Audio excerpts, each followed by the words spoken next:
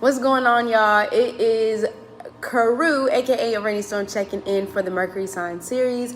Mercury in the 11th house to be exact. So if you have a Mercury in the 11th house, or you know somebody that has Mercury in the 11th house, or you're just coming to learn about astrology, welcome to my humble abode. I am your cosmic rootwork astrologer specializing in evolutionary astrology.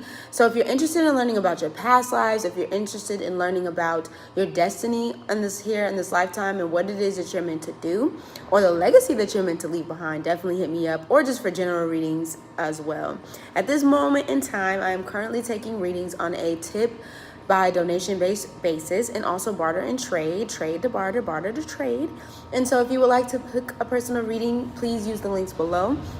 I think it's like the second link that you go to, and also check out all my other links that I have below as well. Also be sure to like, share, subscribe, leave me some comments, because I love when y'all leave me comments down below, and please click that notification bell so you know when I post, because I'm back, baby. I know I was gone with that Saturn return, but I'm back.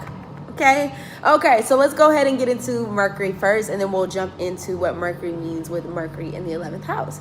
Okay, so Mercury in general is it's ruled over, I was about to say Capricorn. It's ruled over Gemini and Virgo.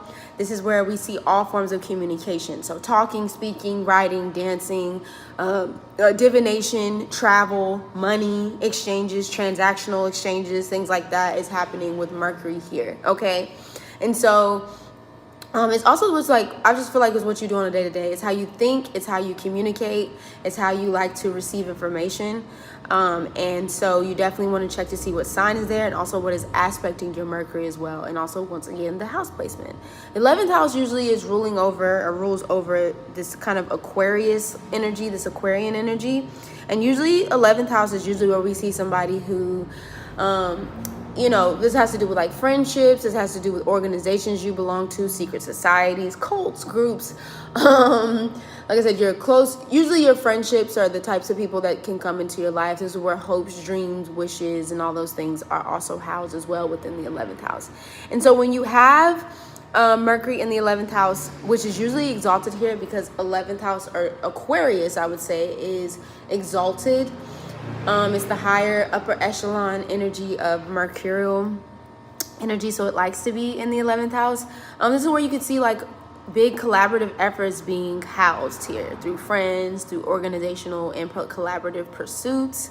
This is very goal and mission oriented.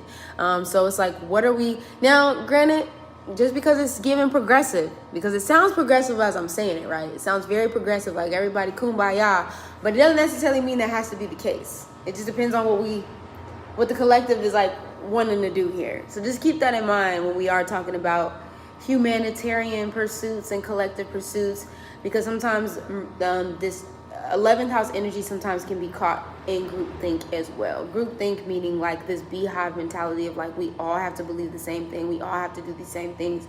But usually with Aquarius on the up and up, I would definitely say, or just Mercury in the 11th house on the up and up, usually people are usually outcasts, or just trying to figure out how to break out of or break away from the system and kind of do their own thing, like really evolving past the status quo, very future forward, thinking about the current state of the world and trying to move forward with that. So you could definitely see, like I said, secret societies, activism, activists, events, also curating events that are grouping people or getting people together of like minds, or sometimes even different interests, but at the same time have like minds at the same time. You can also see people who are definitely into like social butterflies, socialites, busybodies, you know what I mean? Like very, I would say very gathering when it comes to energy. I like to think of people who kind of, marketplaces or bazaars or art markets and stuff, where people are coming from different places to like trade and buy, sell, and trade. And, I think of Aquarius being very against capitalism in a sense of where they're just kind of like, or not just Aquarius, but just Mercury in the 11th house are trying to find other ways to really push the status quo of what we think and believe to be true. Also too, usually easy making friends, or you can see Aquarius, Mercury in the 11th house, I would say, that sometimes can feel like the oddball out. You definitely want to see again what's aspecting in the sign, but they can feel like sometimes the oddball out, or even though they have a group of friends, they still feel their own sense of individualism and individual self. So they can stand firm in their own selves. Meanwhile, a whist of having like a group of friends and things like that that also have similar interests, but also have their own individual like styles and own individual ways of thinking and things like that. Like I said, this is like the upper echelon of Mercury here. The other one is kind of like I said, it can kind of be like high mind, drinking the damn Jim Jones Kool-Aid, you know, and that's no shade to the people who've passed, you know, with that, but that's what Mercury in the 12th house can be, like very hive, you know, like we all have to do this. This is like our, culty. And so very inquisitive, definitely very eccentric, always like coming up with different ideas, new ideas, like other ways. Mutual aid is really a big thing where Mercury in Aquarius.